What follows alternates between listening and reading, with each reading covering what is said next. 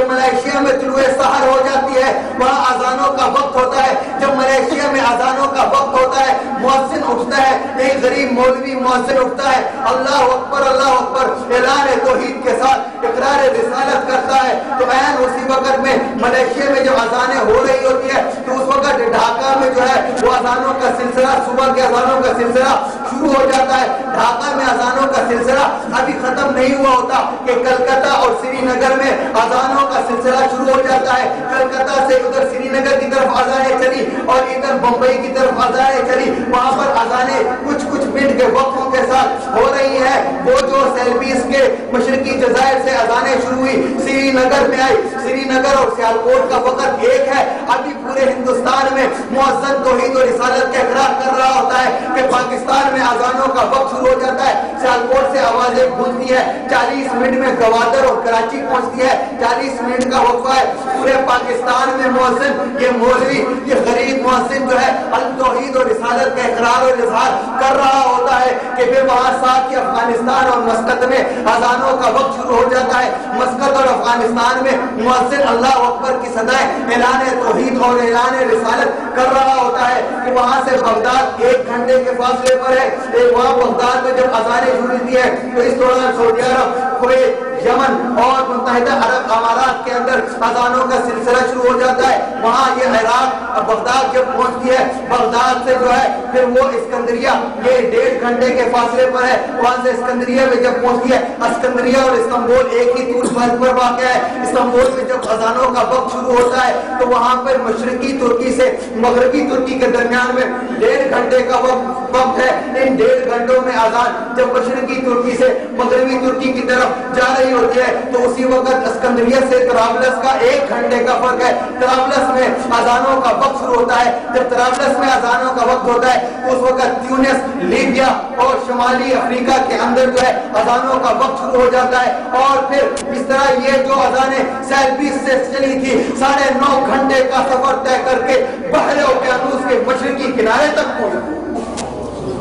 9.5 گھنٹے کا سفر کر کے بحر اوقیانوس کے توجہ بات ختم نہیں ہوئی، بحر اوقیانوس کے مشرقی کنارے تک پہنچتی ہے. ابھی یہاں مشرقی کنارے میں اذانوں کا وقت ہو رہا ہوتا ہے، فجر کی اذانیں ہو رہی ہوتی ہیں کہ ادھر سیلبیس میں ظہر کی اذانوں کا وقت شروع ہو جاتا ہے. انڈونیشیا میں ظہر کی اذانوں کا وقت شروع ہو جاتا ہے. ابھی یہ انڈونیشیا کی اذانیں بمشکل جو ہے وہ ڈھاکہ پہنچتی ہے کہ ادھر پیچھے انڈونیشیا میں عصر کی اذان کا وقت شروع ہو جاتا ہے.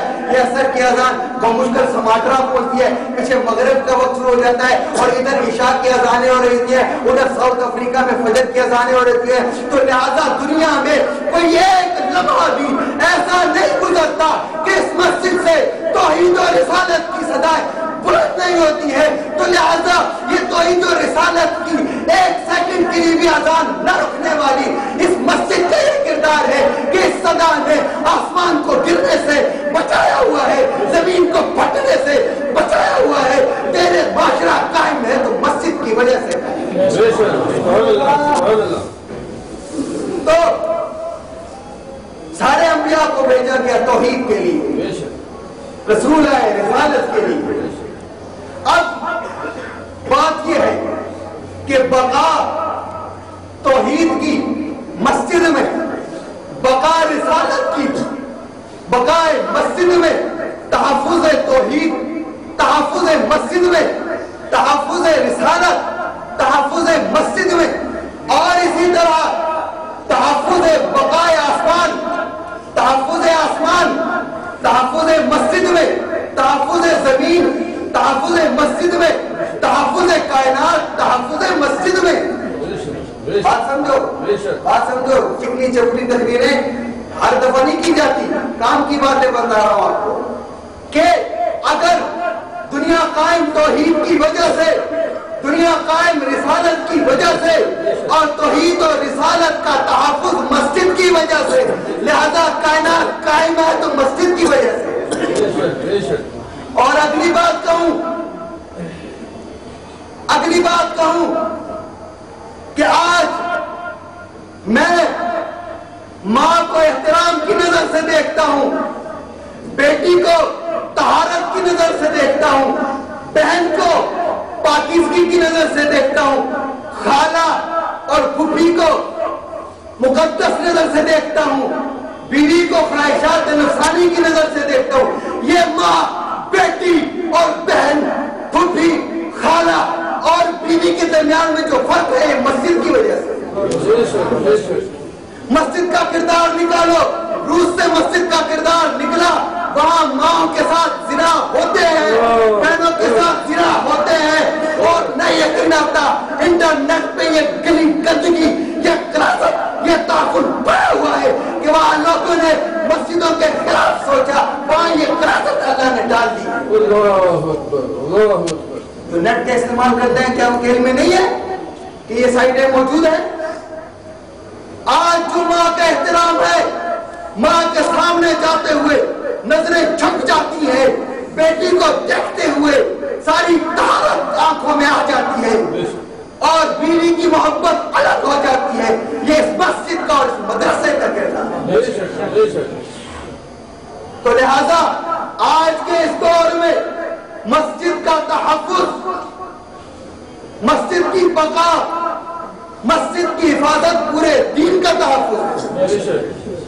पूरे बोलो बोलो बोलो बोलो, जोर से बोलो बोलो, बच्चा होगा मुझको होगा, आपको कुछ नहीं कहेगा, मुनाफिक साहब को ले जाएंगे।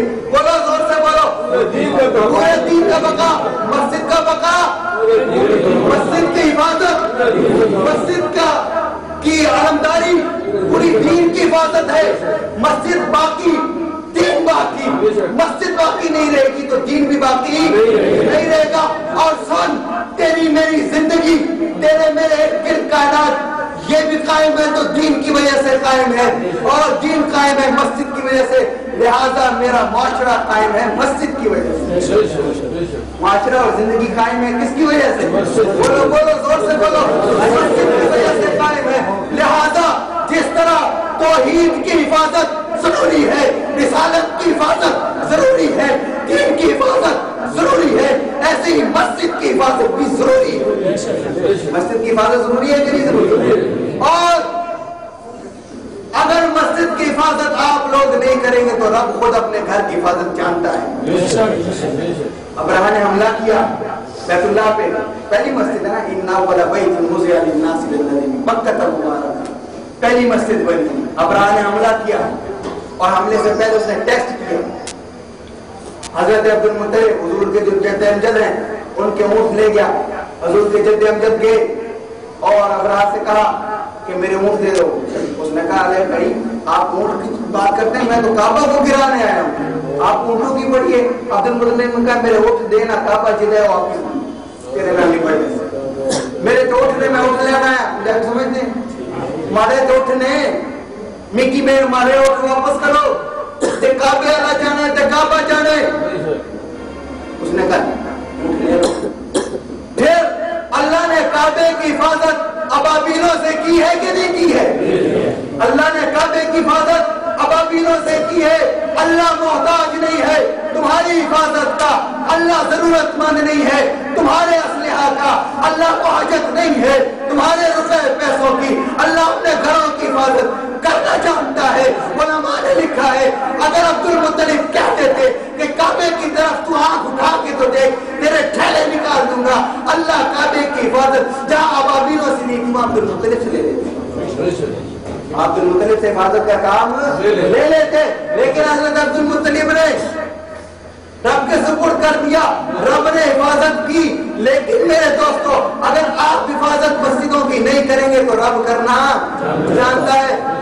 तेरी मेरी हैसियत क्या है, पाकिस्तान के अवाम की हैसियत क्या है इन हुक्मरानों की नजर में? जिसके पास मिलिट्री थी, जिसके पास ताकत थी, जिसके पास तशद्दुद का हर हरबा था, जिसके पास जुल्म और बरियत का